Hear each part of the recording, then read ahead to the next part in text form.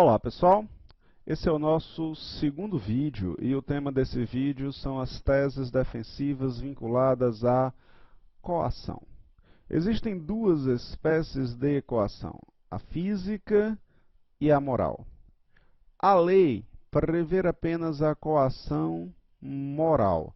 Não existe previsão para a coação física no Código Penal, sendo a coação física uma criação doutrinária e jurisprudencial. É por isso que, em provas de concurso público, inclusive a OAB, sempre que a banca examinadora tiver interesse em falar em hipóteses de coação física, ela deverá ser expressa. Do contrário, falando-se apenas em coação sem especificar se se trata de coação física ou de coação moral, estaremos diante, ou pelo menos deveremos considerar, como uma hipótese de coação moral, como opção default, como opção padrão. Tanto a coação física quanto a coação moral terminam por excluir o crime e, obviamente, a pena, embora labore-se por meios absolutamente distintos. Vamos ao nosso gráfico para analisar melhor essa situação. Vem aqui. Sabemos, de águas passadas, que o crime é composto por três elementos: o fato típico, o fato antijurídico e o agente culpável.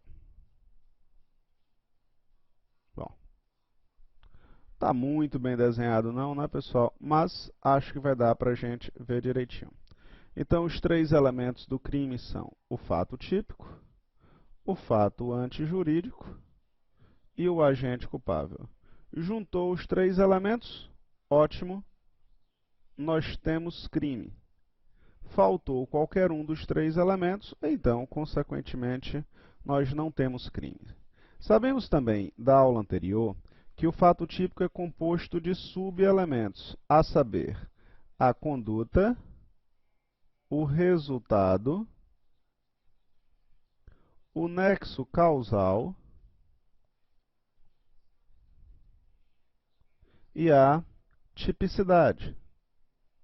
Todos elementos obrigatórios.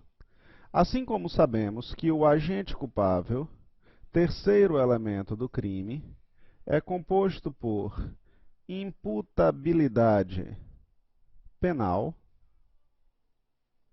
por potencial consciência da ilicitude da conduta praticada e por exigibilidade de conduta diversa.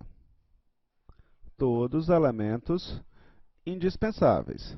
Pois bem, por derradeiro, também da aula passada, sabemos que a conduta, primeiro elemento do fato típico, é composto por voluntariedade e por consciência da conduta praticada. Ótimo. E onde é que a gente quer chegar com isso? Eu, na verdade, quero detalhar para vocês o seguinte. O que é mesmo voluntariedade? Voluntariedade, professor, é o domínio da mente sobre o corpo. O que é mesmo exigibilidade de conduta diversa? Exigibilidade de conduta diversa, professor, é a liberdade de agir. Muito bem. E por que estamos tratando disso? Porque o tema dessa aula é um assuntozinho chamado coação. E essa coação pode ser classificada em dois grandes grupos. Ela pode ser irresistível ou pode ser uma coação resistível.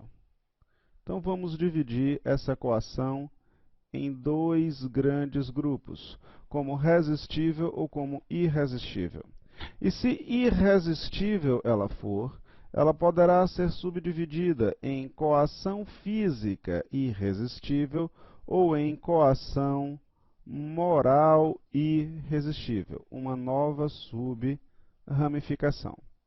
A coação física irresistível é aquela que se dá por atrito motor, é aquela que se dá por contato físico, enquanto que a coação moral é aquela que se dá em âmbito psicológico, se dá na esfera moral, como o próprio nome sugere. Pois bem, pensa comigo um pouquinho. A coação física, o contato de pele com pele, o sujeito que segura a mão do outro sujeito em uma quebra de braço, por exemplo, o sujeito que segura o outro aqui e puxa, ele rompe o controle da mente sobre o corpo. O sujeito que não domina mais o seu corpo, porque o seu corpo é controlado por braços mais fortes que o seu, já não tem mais voluntariedade em sua conduta. Então pensa comigo, vem para cá para a nossa telinha.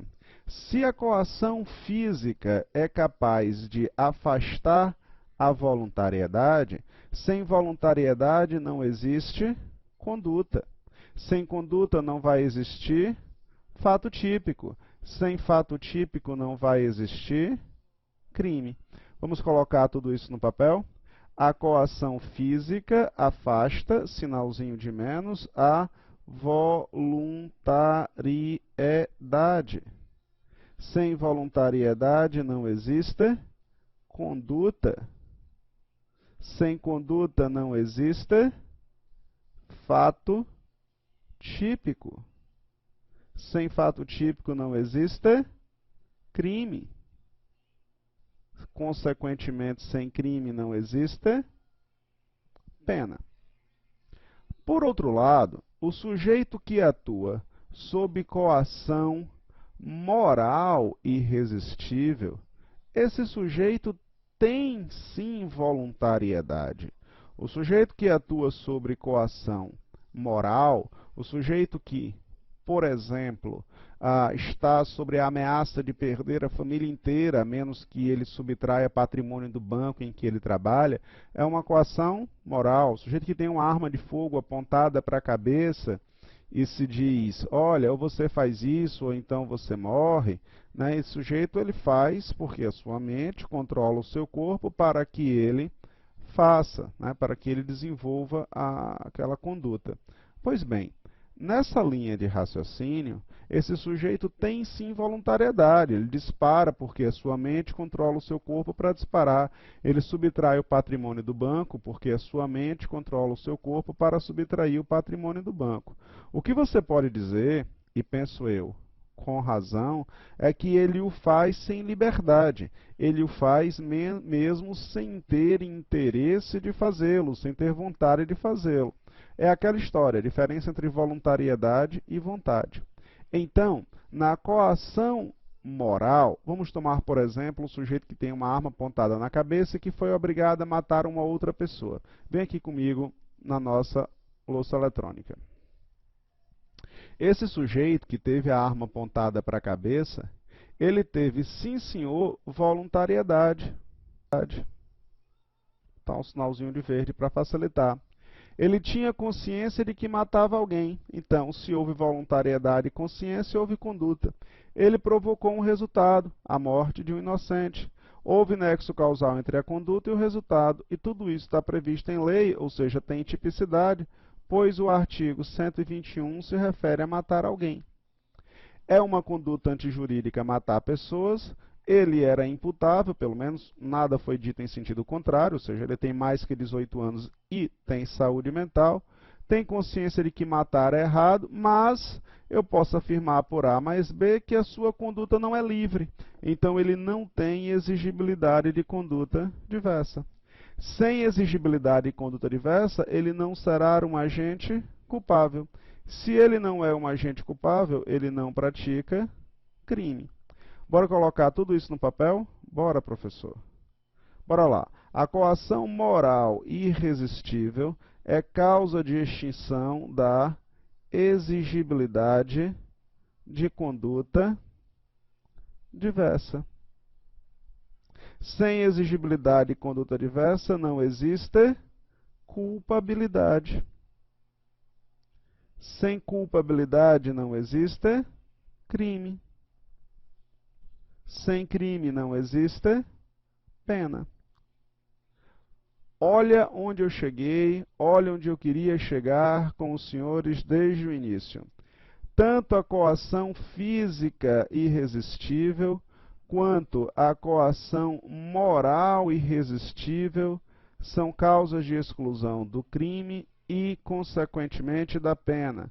Agora, cada uma exclui o crime e a pena por razões distintas. A coação física afasta o fato típico, a coação moral afasta a culpabilidade. Os senhores notam, portanto, essa distinção. Ponto.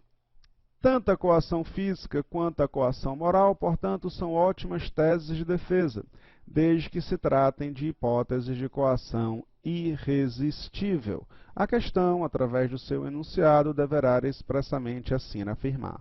Se a coação for resistível, por outro lado, vem para cá, se a coação for resistível, nós teremos uma mera e singela atenuante penal. A coação resistível não passa de uma hipótese de enfraquecimento da culpabilidade.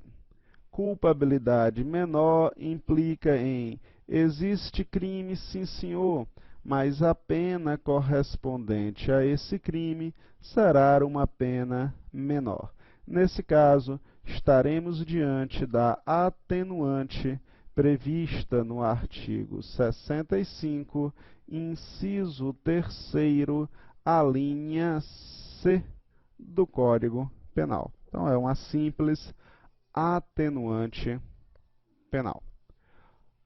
Pessoal, importante falar ainda que na coação existem três personagens: o coator, o coato e a vítima. O coato é quem sofre a coação. A vítima é quem sofre a conduta criminosa praticada pelo coato.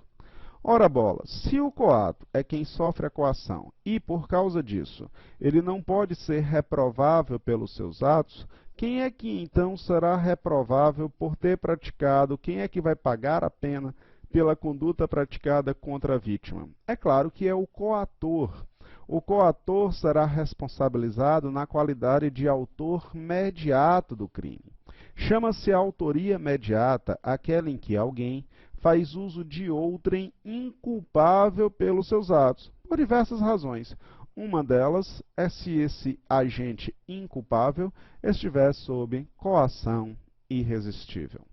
Com isso, nós falamos sobre duas teses de defesa listadas no teu material: a coação física e a coação moral. No próximo vídeo, continuaremos falando sobre teses de defesa. Então não perde, hein? Vejo vocês daqui a alguns instantes. Até já.